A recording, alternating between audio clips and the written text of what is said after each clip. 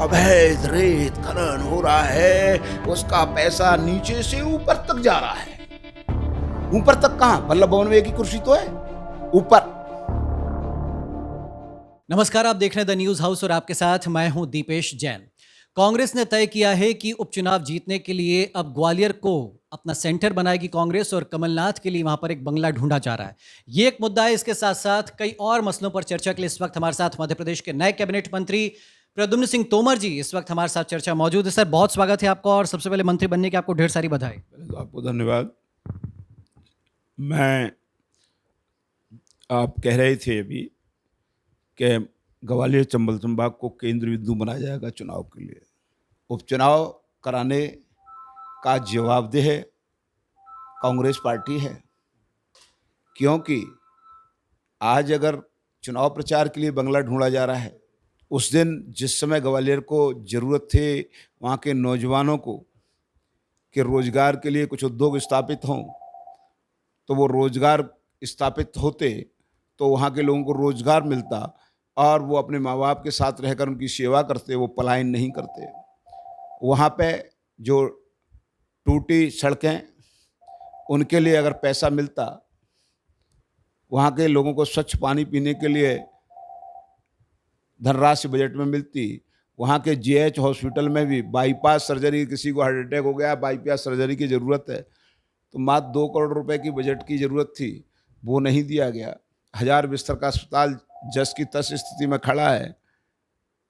तो अगर ये पहले ध्यान कर लेते तो आज मकान ढूंढने की जरूरत क्यों पड़ती? देखिए सर, ये जो आपने सब मुद्दे गिनाए, ये जब आपने पार्टी छोड़ी थी तब आपने एक भी मुद्दा ही नहीं बताया। तब तो आपने कहा था कि जहाँ सिंधिया जी वहाँ हम।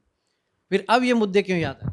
ये देखिए, ये आप बिल्कुल मैं आपकी विश्वास से सहमत नहीं हूँ। ये जनता का सेवक उस समय भी कैबिनेट की बैठक में खड़े होकर के जनता के सम्मान के लिए, उनके हकों के लिए उनकी आवाज बुलंद करता था। कई बार इसको लेकर मेरे कैबिनेट में झगड़े हुए हैं। और जिस दिन हमने, सिंधिया जी ने भी कांग्रेस अपने सम्मान के लिए नहीं, जब उनके सम्मान की बात, तो मैं आपसे एक उदाहरण देना चाहता हूं कि जब कांग्रेस पार्टी चुनावी मुद्दा था, चुनाव लड़ाया जा रहा था, तब चेहरा किसको बनाया था? श्रीमान ज्योतिरादित्य सिंधिया जी को। और जीतने के बाद सम्मान, जनता के साथ धोखा हुआ वहां, और सिंधिया जी को भी चोट पहुंची, पर उन्होंने उसकी चिंता नहीं की। उन्होंने चिंता कब की? जब सम्मानीय क्षेत्र की जनता, जनार्दन का और कार्यकर्ताओं का अपमान होने लगा। कैसे अपमान हो रहा है आप देख लीजिएगा। उन्होंने कहा, एक रामायण में भी चौपाई है, वहाँ रघुकुल रीत सदा चली आई, प्राण जाए पर वचन न जाए। जो वचन पत्र, जब वचन पत्र में किए गए वाहे उन वचनों को याद दिलाया गया और उन वचनों को पूरा करने की बात की गई और उनके लिए संघर्ष की बात की गई, तो परिवार का मुखिया क्या कहता है? उतर जाओ सड़कों पे। तो किसका अपमान हो रहा था? जनता जनार्दन का। उसके लिए, वो सम्मानीय अतिथि शिक्षकों का, उसके लिए हम सड़कों पर उतरे। हम व्यक्तिगत अपने मान सम्मान के लिए नहीं, सिंधिया जी अपने व्यक्तिगत मान सम्मान के लिए नहीं, ये बात स्पष्ट कर देना चाहता हूँ। लेकिन अब सर, उपचुनाव जीतना कितनी बड़ी चुनौती है, क्योंकि कांग्रेस के यूं कह सकते हैं कि 50-50 का गेम है। जो ज़्यादा सीटें जीत जाएगा फिर उसकी सरकार बन जाएगी। ऐसे में उपचुनाव को लेकर आपकी क्या रणनीति है? देखिए, सबसे पहले अभी कांग्रेस के पास जनसेवा तो लक्ष्य नहीं, सत्ता उनका लक्ष्य है। हम लोग, भारतीय जनता पार्टी का लक्ष्य जनसेवा। भारतीय जनता पार्टी का लक्ष्य है सबसे पहले राष्ट्र का विकास, प्रदेश का विकास, शहर का विकास। उस अंतिम पंक्ति के अंतिम व्यक्ति को उसके हक मिले, इलाज मिले, उसके लड़कों को पढ़ने के लिए शिक्षा का अधिकार मिले, राशन मिले। मेरा सवाल ये है कि चुनाव में आप क्या मुद्दा लेकर के जाएंगे? आपका जो 1.5 साल का 15 महीने का कार्यकाल था, उसको आप आधार बनाएंगे? सिंधिया जी का सम्मान अपमान का मामला, उसको आधार बनाएंगे? या फिर कांग्रेस को कैसे घेरेंगे? देखिए, मैंने आपसे स्पष्ट कहा कि अभी तो जो हमने कहा हम ये काम कर रहे हैं, जब चुनाव आएगा, आना ही है बस सितंबर में। अरे अरे चुनाव आएगा तो चुनाव का मुद्दा तो ग्वालियर चंबल संभाग की जनता अपने इस सम्मान का बदला खुद लेगी। उनके अभी मुझे बता दें कि अब किस मुंह से ये जाएंगे कि ग्वालियर चंबल संभाग के विकास के लिए 1 रुपए का बजट में प्रावधान नहीं, चंबल एक्सप्रेस वे क्रॉस। अब क्या कहेंगे भाई, वोट किस मुंह से मांगेंगे ये? अब सिर्फ नकारात्मक माहौल पैदा करके ये वोट मांगने की कोशिश करेंगे। सकारात्मक तो मुद्दा इनके पास कोई है नहीं। ग्वालियर चंबल संभाग को 15 महीने में दिया क्या है? एक चीज बताएं, एक चीज, उसका नाम गिना दे, और गिना देंगे तो मैं कहूंगा कि आप वोट मांगो। तो क्या बीजेपी ने जो मंत्री पद दे दिए इतने इतने ज्यादा, पूरा क्षेत्रीय संतुलन गड़बड़ा गया, जिससे क्या इससे भरपाई हो जाएगी? देखिए, ये विशेषाधिकार माननीय मुख्यमंत्री जी का है, और इसके लिए हम माननीय शिवराज सिंह जी और भारतीय जनता पार्टी के केंद्रीय नेतृत्व के आभारी हैं।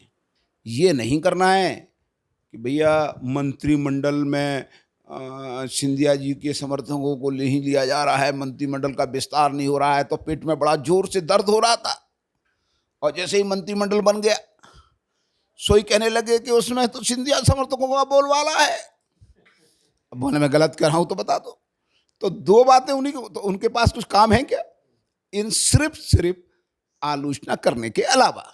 जब आप सफाई अभियान में इतना जोर शोर से जुड़ जाते थे, तो क्या तभी से भूमिका बन गई थी बीजेपी में आने की?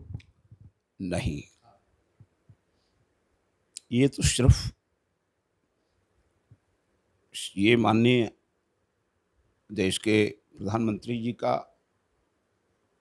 एक अच्छा सोच कि जब हमारा घर, हमारा मोहल्ला, हमारा शहर, प्रदेश, देश स्वच्छ रहेगा, प्रदूषण मुक्त रहेगा, तो इसका लाभ किसको मिलेगा? हमारे नौनियालों को, हमको, हमारे बुजुर्गों को। तो ये तो दायित्व तो हमारा है ना। मोदी जी ने आह्वान किया, उस दायित्व को हम सबको पूरा करना चाहिए ना। तोमर जी क्या अभी भी वो अभियान जारी रखेंगे? निश्चित रूप से। देखिए, मैंने आपसे फिर कहना चाहता हूँ, मंच बदला है, जन सेवा उद्देश्य नहीं, जन सेवा का जो उद्देश्य है वो नहीं बदला है। ये जनसेवक कल जनता का सेवक था, आज है, और अंतिम यात्रा तक जनता का सेवक हूं। आप अपने पास कौन सा विभाग देखते हैं, या कौन सी जिम्मेदारी आप निभाना चाहते हैं इस बार? जो काम आपके बाकी रह गए थे खाद्य नागरिक आपूर्ति में, उसी को आगे बढ़ाएंगे, या फिर? ये प्रदेश के मुख्यमंत्री माननीय शिवराज सिंह जी का विशेष अधिकार है, पार्टी का वरिष्ठ नेतृत्व का अधिकार है। इस जनसेवक को पार्टी जो जिम्मेदारी देगी, मुख्यमंत्री जी जिम्मेदारी देंगे, उसका निर्वहन ईमानदारी से करूँगा। कल गोविंद सिंह ने बहुत गंभीर आरोप लगाए सिंधिया जी पर। देखिए, गोविंद सिंह जी ने जो बात कही है, उस बात पे लग रहा है कि मुझे कहीं ना कहीं उन पे नैतिक रूप से कोई दबाव है। क्योंकि देखिए आप कि इस समय पूरी कांग्रेस छिंदवाड़ा में एक पिंजड़े में कैद है। मुख्यमंत्री कहाँ का होगा? छिंदवाड़ा। प्रदेश अध्यक्ष कहाँ का होगा? छिंदवाड़ा का। नेता प्रतिपक्ष कहाँ का होगा? छिंदवाड़ा का। तो वो जिस कार्यकर्ता की चाहते हैं गर्दन, उतनी दबाएंगे। क्या बोलना है, क्या नहीं बोलना है। नहीं बोलोगे तो बोलोगे तो समझ गए ना आप। तो गोविंद सिंह जी से कोई बुलवा रहा है? निश्चित रूप से।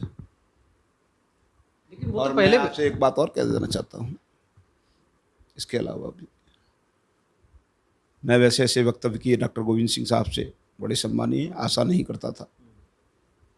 श्रीमद, ये तो ईश्वर की प्रकृति की एक सृष्टि जिसने रची है, उस रचयिता का वो है कि कोई व्यक्ति महल में पैदा होता है, कोई व्यक्ति किसान के घर पैदा होता है, कोई व्यक्ति प्रधानमंत्री के घर पैदा होता है।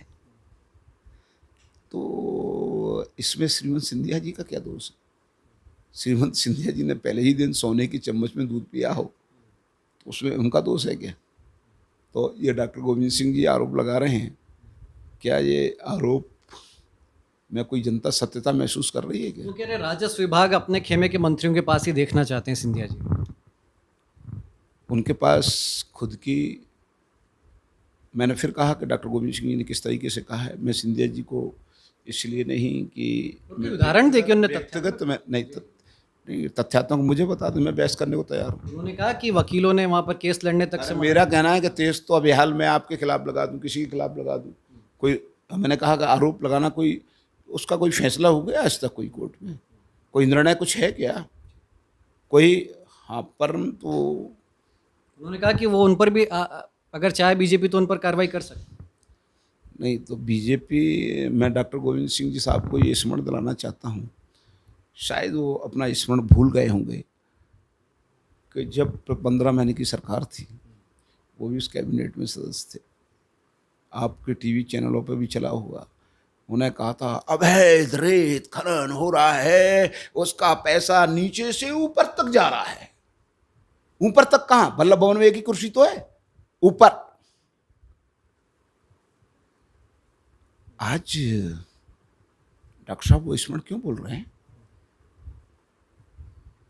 मैं उन्हें, अगर वो सत्य के पथ पर चल रहे हैं, मैं उनके साथ हूं, आवाज उठाएं, कहें कि उस रेत अवैध उत्खनन की जांच हो, उमंग सिंगार ने जो मुद्दे उठाए थे उनकी जांच हो, मैं उनके साथ चलूंगा।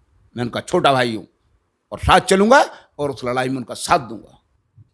आपने चुनाव लड़ने तक नंगे पैर रहने की शपथ ली या मंत्री पद तक की शपथ थी? ना तो मंत्री पद तक के लिए ना चुनाव लड़ने तक के लिए। ये शपथ इस बात की है कि जिन मुद्दों को लेकर के मैं चुनाव 2018 का लड़ा था, जिन मुद्दों को लेकर मैं 21 बार जेल गया, गंदा पानी, लोगों को पीने की पानी की व्यवस्था, अच्छी सड़कें, वो 15 महीने के कार्यकाल में मैंने अपने आप को, मेरी आवाज़ नहीं सुनी गई और जनता को जो पीड़ा हुई, सम्मानी जिन्होंने मुझे चुना था, उस सब पीड़ा का एहसास कैसे होगा? कहावत भी है कि जिसके पैर में न फिटी हो बीमारी, वो कहा जाने पीर पर आई।